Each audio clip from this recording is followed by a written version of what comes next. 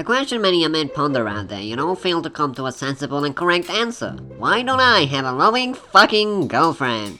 You come to the right place. If by right place you mean the bottomless pit of stupidity and cohesiveness, then yeah, sure, it's the right place. In order to do this episode, I took a deep look into Google and researched in depth all about men and women. And by that, I mean look back at all my relationships, all 2.5 of them, and derive biased, subjective, and borderline insane conclusions that are sure to give you all the peace of mind you need. Let's start with the most important question here, okay? Why don't I, as in me, not you, have a girlfriend? It's because I'm too good. My swag stretches out to the spectrum of our reality, far into the 11th dimension of the string theory, ever reaching the realms of hell, dancing atop of the world. As you can probably tell, my ego is unmeasurable. At one point in my life, I honestly believed that dating Ira Knightley, Natalie Portman, young Betty White, hell, even old one, she's fine, and Sasha Grey, at the same time, would still not be enough to value against my greatness, even with a side dish of Emma Stone. I'm a product of nature's perfection, I thought, hence all others were just imperfect versions of myself. So, being real for the moment, it just means that all girls I ask out rejected me like white guy rejects black kid from his white girlfriend, so I had to create feasible solutions that would pander me the most to ease all the pain of knowing just how ugly and attractive, repulsive, and horrendous I actually was. Main question is, did it help? Well, I spent first year of my college jacking off in a station wagon while watching The Notebook, crying and eating salmon-flavored ice cream with rotten cherries atop.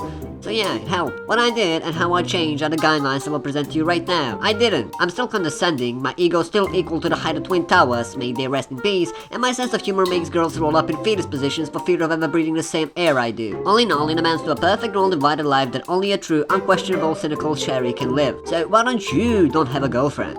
I understand just how grammatically incorrect that is, but I had to emphasize the true question regardless how much I trample language. Something every teenager out there will understand. Sometimes normal words aren't enough to express yourself, so you have to create new ones, like OMG, or mature, or reasonable, and stuff like that. You don't have a girlfriend because of two reasons. You're ugly and you suck. Anybody who's not ugly and or doesn't suck is already set on all the vaginal juices they may ever need. It's just that is what back then in elementary school, when teacher was deciding the roles for the play. The cool kid was a prince, and you and me were the fucking stoic trees in the background, so masked that even our parents couldn't recognize. Not that they would ever admit that we were their kids in the first place. Maybe that's our job.